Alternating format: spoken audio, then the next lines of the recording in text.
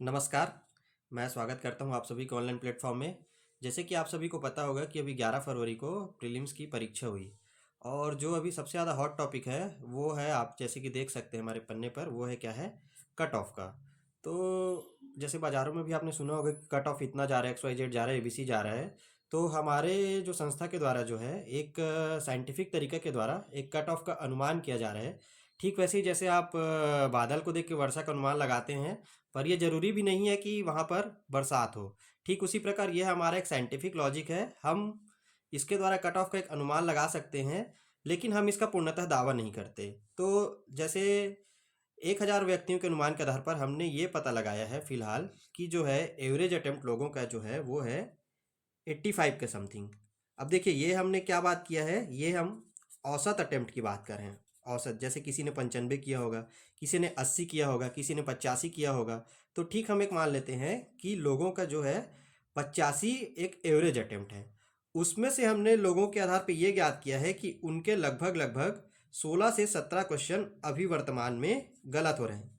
ये भी क्या है, ये गलत क्वेश्चन का क्या है, ये एक औसत है। जैसे किसी ने 90 अटेम्प्ट किया होगा, उसका 20 गलत हो जा रहा है। किसी ने 85 अटेम्प्ट किया है, उसका 10 ही गलत हो जा रहा है। तो इस प्रकार से हम क्या कर रहे हैं, एक औसत निकाल रहे हैं कि लोगों का जो है 16 क्वेश्चन क्या है यहाँ पर गलत हो रहा है। तो इसके आधार पे हमने ये अनुमान लगाया है कि सही क्वेश्चन जो हो रहे हैं लोगों के, वो हो रहे हैं 69। और ये क्या है, 2 से हम मल्टीप्लाई कर देते हैं तो ये हमारा नंबर हो जाता है 138।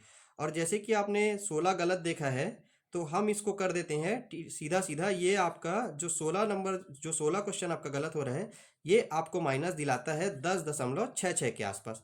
तो इस तरीके से जो हमारा अनुमान बैठता है वो बैठता है लगभग 127 अंक के आसपास। जो हमारा आ रहा है, ये हमारा अनुमान बैठता है कि इतना कट ऑफ हो सकता है। याद रखिएगा, ये कट ऑफ जो है हमने निकाला है जनरल कैटेगरी के लिए।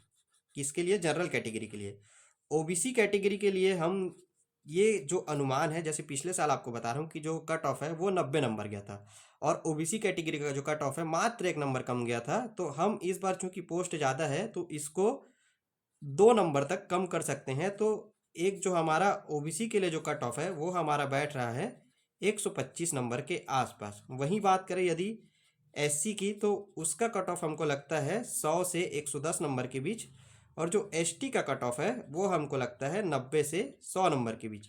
अब यहाँ पर एक इम्पॉर्टेंट तथ्य ये है जो किसी ने आपको नहीं बताया होगा, वो है एक्स सर्विसमैन। तो एक्स सर्विसमैन का हमको जो कट ऑफ लग रहा है इस बार, वो लग रहा है 83 नंबर से अधिक। देखिए, हमने पहले से ही कहा था कि ये जो है एक अनुमान है, इसका हम किसी भी तरीके से दावा नहीं करते। अब ये क्या है आपका प्रीलिम्स का, तो हमारे संस्था के द्वारा एक रणनीति तैयार की गई है। वो क्या है, आप सभी को मेंस की तैयारी कराने की। तो चलते हैं हम अगली ओर, जो हम बताते हैं आपको कि मेंस की तैयारी आपको कैसे करनी है। देखिए, मेंस की तैयारी के लिए हमारे द्वारा बहुत ही एक जुझारू पहल आप सभी के लिए किए गए हैं, वो है हाउ टू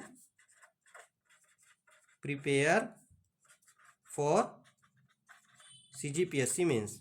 तो इसके लिए हम लेके आए हैं आप लोगों के लिए 100 दिन की रणनीति। कितने दिन की रणनीति? 100 दिनों की आपके लिए हम लोग रणनीति लेकर आए हैं। इसमें हम आपको बताएंगे कि आपको किस प्रकार की तैयारी करनी। जैसे आप देखते होंगे कि कोई भी आदमी युद्ध लड़ने जाता है, तो युद्ध लड़ने जब वो जाता है तो सबसे पहले क्या सोचता है कि मेरे पास अस्त्र शस्त्र है कि नहीं। या फिर कोई आदमी जैसे अगर पेड़ काटने जा रहा है तो वो देखता है कि मेरी कुल्हाड़ी में जो धार है कि नहीं। ठीक उसी प्रकार यदि आपको एग्जामिनेशन क्रैक करना है, तो वो आपके लिए सबसे बड़ी जो रहती है, वो क्या रहती है आपके लिए, जो एग्ज़ाम निकालने की सबसे जो महत्वपूर्ण चीज़ है, रणनीति। जी नहीं, रणनीति नहीं, ये आपका होता है सटीक रणनीति। और सटीक रणनीति आपको हम करवाएंगे 100 दिनों में। तो इसके लिए हम आपके लिए लेकर आए हैं how to prepare for mains, 100 दिनों की सटीक रणनीति। इसमें हम आपको बताएंगे सबसे पहले कि क्रिएटिव आंसर कैसे लिखा जाएगा। जैसे कि आप सभी को पता होगा कि हमारे जो CGPSC मेंस में है वो 7 पेपर होते हैं।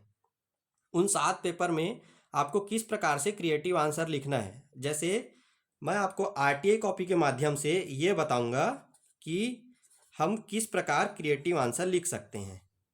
इस इसके द्वारा हम आपको बताएंगे कि किस प्रकार आप क्रिएटिव आंसर लिख सकते हैं।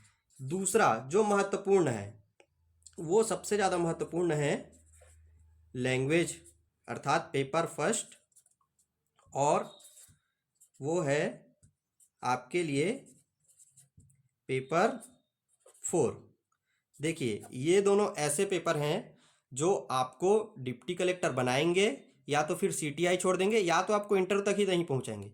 जैसे आप जो नॉर्मल पेपर है, जैसे पेपर 3, पेपर 5, पेपर 6, पेपर 7, ये सब ट्रेडिशनल पेपर हैं, लेकिन इन सभी में आप नंबर देखेंगे तो कुछ लोगों का 150 प्लस हो जाता है, इसमें भी 150 प्लस हो जाता है। तो ये हमारा सबसे पहला रणनीति रहेगा कि इन दोनों पेपर में आपको किस प्रकार की तैयारी की जाए। और जब हम अपना मॉड्यूल सेट करेंगे तो हम उस प्रकार से सेट करेंगे कि ये दोनों सब्जेक्ट आपके पैरेलल चलते रहे, और इन्हीं दोनों के आधार पे हम आपको बताएंगे कि किस प्रकार आपको मेंस क्रैक करना है। चौथा हम बात चलते हैं आपके लिए निबंध लेखन। आप सभी को जैसे पता होगा कि निबंध लेखन हमारा पेपर 2 का पार्ट है। किसका पार्ट है? पेपर 2 का। इसमें आपको एक छत्तीसगढ़ स्तर पर, इसमें आपको छत्तीसगढ़ स्तर पर और एक राष्ट्रीय स्तर पर आपको ऐसे लिखना रहता है। इसमें आपको दो दो ऐसे लिखना रहता है। तो हम आपको बताएंगे कि 4-5 ऐसे लिखने का तरीका होता है। आप किस प्रकार, जैसे आपने छत्तीसगढ़ में देखा होगा कि बहुत ही सामान्य से ऐसे आता है, जैसे कृषि के ऊपर ऐसे आ गया, माना कि कृषि के ऊपर। तो हम आपको इस प्रकार बताएंगे कि आपका जो तैयारी है वो काफ़ी अच्छा हो जाए। जैसे आपको कोटेशन से शुरुआत करना है तो कोटेशन आप ले सकते हैं, जैसे पेज पसिया खा के बीतत हूँ अपन जिनगानी, मैं छत्तीसगढ़िया हूँ, करता हूँ खेती किसानी। इस प्रकार से तरह तरह के आइडिया आपको 4-5 तरीके से आपको मेंस लिखने का आइडिया हमारे द्वारा प्रदान किया जाएगा। यही बात राष्ट्रीय स्तर पर भी करें। जैसे आपको पता होगा कि अभी एक राष्ट्र एक चुनाव का टॉपिक हॉट टॉपिक है, समान नागरिक संहिता हॉट टॉपिक है। इस प्रकार आपको तैयारी कराई जाएगी कि आपका जो पूरी चीज़ें हैं पूरी तरीके से आपका सारा सिलेबस जो है कवर हो जाए, और इंपॉर्टेंट चीज़ें भी आपकी कवर हो जाए। पांचवा जो तथ्य हमारे संज्ञान में लगातार जो आया है, लगातार, वो है हिंदी मीडियम बनाम इंग्लिश मीडियम। देखिए, जैसे मैं आपको बताता हूँ कि मैंने 3 बार इंटरव्यू दिया है, तो मुझे भी ये तथ्य कभी कभी लगता है कि थोड़ा सा जो एडवांटेज है किसी किसी पेपर में आपको इंग्लिश मीडियम वालों को मिलता है। लेकिन ऐसा नहीं है कि सिर्फ इंग्लिश मीडियम के बच्चे सेलेक्ट होते हैं, सेलेक्ट तो आपके हिंदी मीडियम वाले भी होते हैं।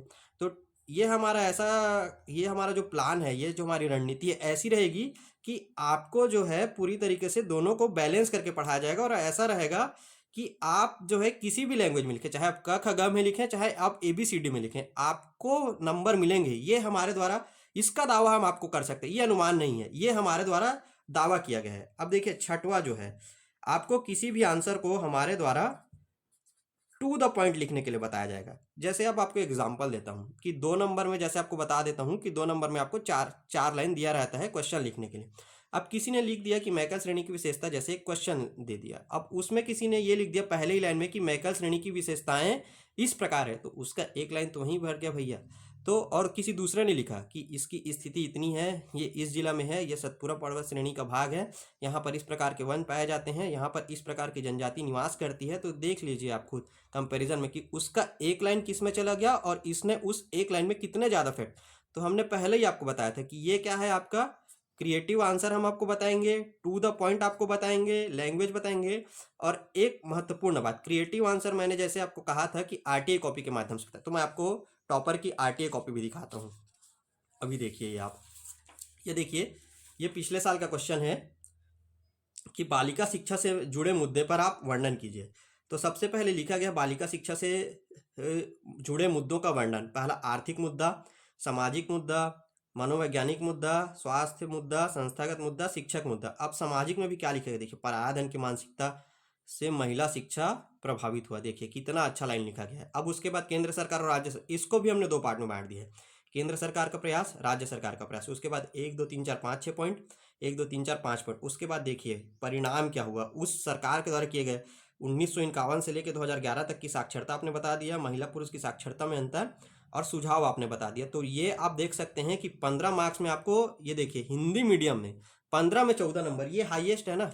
15 में 15 तो ऐसा रहता था कि दे भी सकता था, लेकिन ऐसा है कि आपको 15 में 14 दिया गया है। तो हम इस प्रकार से आपको बताएंगे कि आपका जो है डेली बेसिस पे होता रहेगा।